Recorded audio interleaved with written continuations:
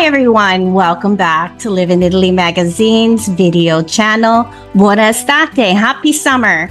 I am very pleased today to speak with Chef Riccardo Bacciottini, who is the executive chef of the beautiful Monteverdi Tuscany. And if you are not familiar with this luxurious resort, please listen on. It is located in the UNESCO World Heritage Site, Val d'Orcia.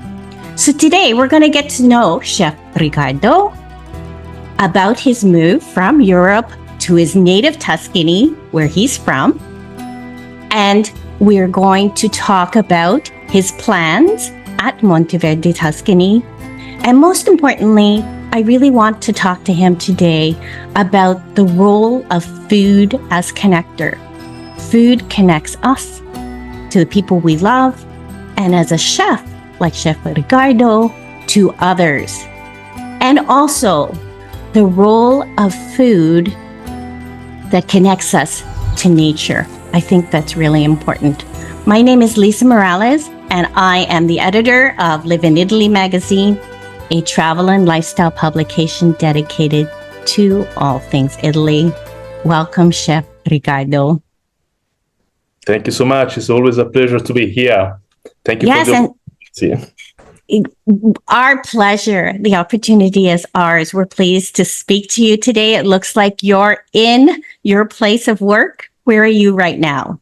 Yeah, right now we are about to start the service in the kitchen. So I just took a little bit of time to have this interview. Right now we are working.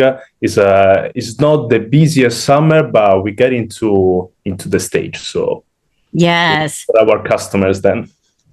Well, exactly. So before we get into your role at Monteverdi Tuscany, tell us a bit about your background. Where are you from? Well, I'm coming from a little town close by Monteverdi. So it's 1 hour and a half by car. And so it's a place where I grew up. It's in between Florence and Siena.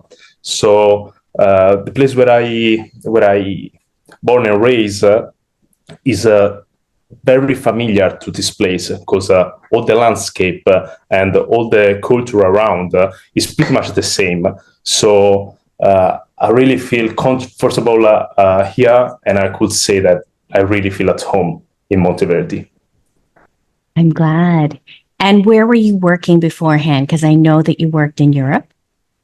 Well, as soon as I finished my school, I just flew away and I went to Paris because obviously it was a place where all the young chefs have to move. So after Paris, I just moved to London because obviously it was and is still a big place, culinary place. So after London, working by Gordon Ramsay and Jason Atherton, I flew to Dubai. Then after Dubai, I went to Copenhagen, working at Noma. Then by Noma, I had the opportunity to work also in Mexico. So we spent a few months by doing the pop-up in Mexico. And then I come back home a few years ago. Now it's roughly 6 years ago. Right. Well, that must be wonderful for you to be back home. Well, I always say it's nice to go around, see other cultures, see other places, meet different people, but it's always nice also to come back home. Home is home. Of course, we all understand that. So when did you know early in life, when you were in Italy, that you wanted to make a career of food and become a chef as you are now? Well, honestly, since I have memory, I've always been involved in a culinary process. And as every Italian child, I grew up with the fantastic food made by our grandmothers. And both of my grandpa used to produce their own food. So we had a garden where we produced our vegetables and our fruits. And we had few animals like rabbit, turkey, quail, pigeon, chickens, and stuff like that. So I would say that for me, it has been a completely natural process because obviously I've been surrounded by this world since I have memory. So I couldn't say one day I wanted to start to be a chef. I prefer to say I've always been in this world. Yeah, that's right. And then you accumulate all these experiences that you brings you to now Monteverdi Tuscany. And before we get into the resort, I'd like to talk to you about the expression "a tavola non si invecchia." Sorry, my pronunciation. "A tavola non si invecchia," which means, you can tell us. Yeah, well, it's a we don't get older when we sit at table and join the table, basically. So yeah, it's a completely different point of view regarding this way to say, because obviously it's different by each place where we are. Obviously, in America it's different, in Italy it's different, and it starts to be different also in Italy, because in the past we gave a lot of importance to the table, or so to spending time eating together, talk to each other. Right now we are living in a critical society where we have to do everything by rush, so we don't actually have anymore the time to spend time together, to sit, to eat together all in once, all the same food. Right now it's more chaotic, so we can grab like a panino and run to work, or eat whatever we can during the little time that we have for break. But obviously, as soon as we have the chance, still here in Italy, is always a fantastic moment to join the table and spend time together, talk to each other, which is very important right now, and is not very scontato. So it's always nice to be at home, to be at the table, sharing food and sharing story. Yes, and you answered that so eloquently. Thank you. That's exactly what we're getting at, the mission of the magazine. You may be familiar that I normally interview people who are foreigners that have moved to Italy, and usually that's what they want. They want those connections that we have lost. It's not about finding a more affordable place to live. It's the experience. So thank you for answering it that way. So without any delay, tell us about Monteverdi Tuscany. Paint the picture for us, because we all have an immediate image of Tuscany in our mind, the cypress trees, the natural landscape. But what makes Monteverdi Tuscany unique? Well, I would say as soon as I work in Monteverdi, which is 1 year ago for my first interview, I felt like very relaxing. So it's a completely natural borgo, which is in the middle of the woods, in the middle of the hills of Val d'Orcia. So you can just imagine how beautiful can be the landscape, especially during the sunset and stuff like that. You have like all the view in front of you. You have like no edges, no limits. You can see from here to Siena, to Pienza, to Umbria. So it's quite beautiful, but it's not only the view, but it's also the feeling that you have as soon as you work in Monteverdi. You're surrounded by the nature, so so you can hear the bird, you can hear the trees, the wind by the trees, and it's very relaxing. And I had lots of friends and also chefs, a friend of mine, coming to visit me, and they say, Riccardo, as soon as I work in Monteverdi, I just forget about every problem that I have. I just worry about relaxing. That's it.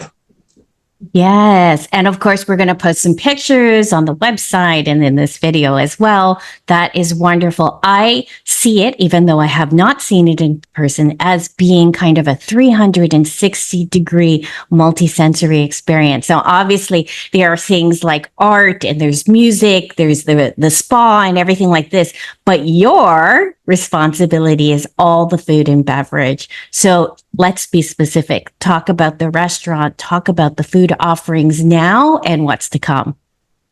So right now we have a restaurant called Zita, which takes the name by the old lady, which owns the place actually. So as a tribute of Zita, we wanted to name the restaurant Zita. And right now, what you can find in our menu is something local, because obviously there have to be the connection, as you were saying earlier, have to be a connection by the territory, the place where we are, and the time of the year.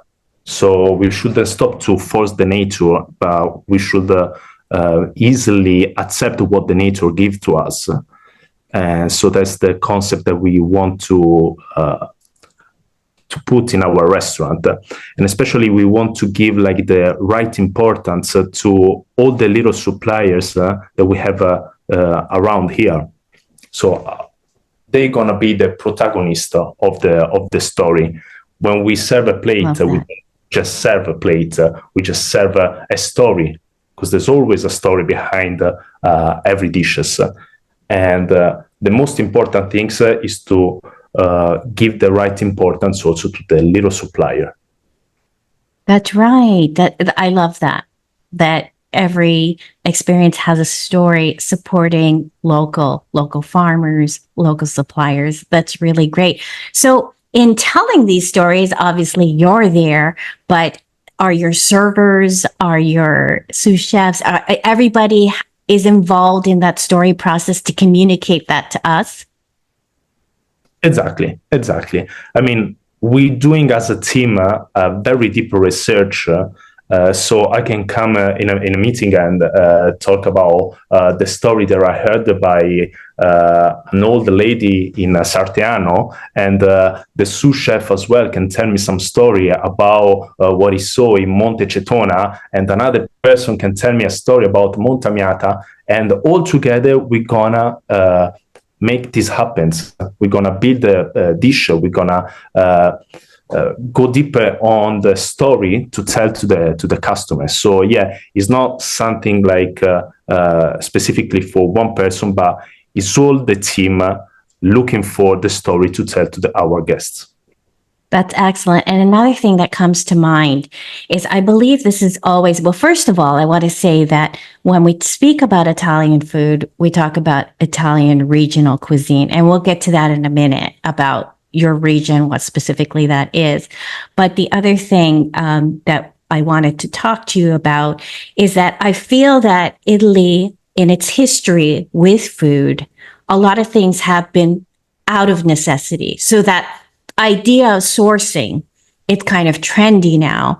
But the thing is that there seems to be a movement away from the industrialization of food because we feel maybe it's unhealthy, that we're not eating seasonal, we're not doing what we're supposed to do, and that idea that you said about supporting local farmers, local support. So how do you feel about that? What is your influence, and do you feel Zita and Monteverdi Tuscany, you receive so many visitors there, to kind of educate them about the reasons that they should support local net zero eating?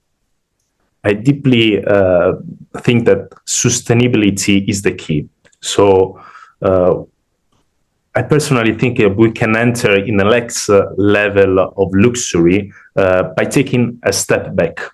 So it's no more caviar or langost or stuff like that. I mean, to do beautiful food and beautiful story, there's no need about all this fancy stuff.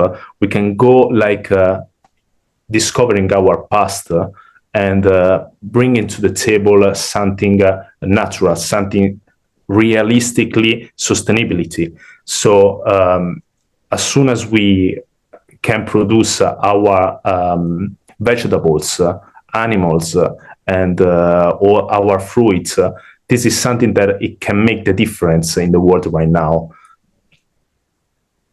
That's excellent. And talk to us about regional, we could say regional Tuscany cuisine. as it applies to, your goals at Monteverdi Tuscany? So the Tuscany cuisine is very basically a poor cuisine because every dish is coming from the necessity. Obviously, Right.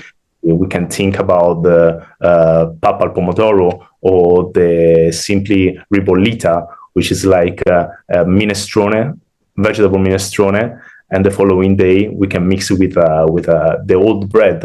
So all the beautiful plates and the most famous plates of Tuscany is come out of necessity. So that's why when I say about the food in Tuscany and where we want to go, that's why I always say it's better to take a step back to understand where we're coming from. Okay? Yes. So in Monteverdi, what we want to achieve is something very important, especially to educate our guests, educate other people to get into this mindset and give a sustainability all around. That's very good. And I think there are plans in the works for 2025. Can you talk to us about Oreade? Well, yes, Oreade is going to be the next restaurant that we're going to open. We're still working on the little details, so we can start on 2025 with everything set and everything ready. We gonna make two kind of menus. So one is coming from our farm. All the ingredients are coming from from our farm. So we're gonna make one menu with 100% product from our farm, and the other menu is gonna be more about like foraging, but not foraging like mushrooms or stuff like that. We actually want to go for getting the roots, getting the leaves into the woods, maybe even some trees, and try to treat the trees as a food. So we want to do something like that. It's very challenging, but I truly believe that it's going to be successful in the future. So our goal obviously is to reach the Michelin star as soon as we can, because obviously in all my career I've been working at Michelin star restaurants, and what I want to achieve now is to get the Michelin star and to bring the Michelin star here in Monteverdi. But it's not only about the Michelin star, but it's also to let people know what's happening in Monteverdi. That's the most important thing. Exactly. And going back to what you were saying about foraging, obviously, a lot of people see that as trendy, something that's exclusive, but really what you were talking about, some of these things go back to the idea of poor cuisine, cucina povera, right? Yeah. So again, just before we conclude, tell us why it is so important for us as consumers of food to rechange the way we think and connect to the earth. So I guess everyone in the world have been walking into the woods. So my goal is gonna be to get the flavors of the woods and the taste of the woods and bring it to the table. So you can do a magical trick in the mind of people, so you can unlock a memory and realize that you eating a piece of something, and you realize that you feel like be in the woods. That's something that I personally think is very magic to unlock memories of people by the food. Right. And I believe the name Oreade is inspired by that. Is it the wood nymph, right? Exactly. So, I love that. It is so magical. What a great concept. So I am sure you are on your way to that Michelin star. I'm presuming that the restaurants are open to the public. You don't necessarily have to stay at Monteverdi Tuscany. Is that correct? Absolutely, yes. So everyone can come even from the outside. We don't have to be a guest of the hotel, but anyone can come. That's great. Thank you again for your time. So if you are looking for Chef Riccardo Bacciottini, his team, the restaurants, and the resort Monteverdi Tuscany, we will put all the links below. And of course, there's always a written article on the website. Thank you again for your time. I'm looking forward to learning more. I'll stop by when we're in Tuscany, of course. Anxious to see your perception of the woods through the art of food. So we're going to wait for you then. Thank you. And again, thank you all for watching and reading. My name is Lisa Morales, and this is Live in Italy magazine. We'll put all the links below for Monteverdi Tuscany, but we are www.liveinItalyMag.com. And you can also find us at Live in Italy Mag on social media. So thanks for helping us grow through social media. Also remember to follow Monteverdi Tuscany. Alla prossima! Grazie, arrivederci. Thank you. Bye.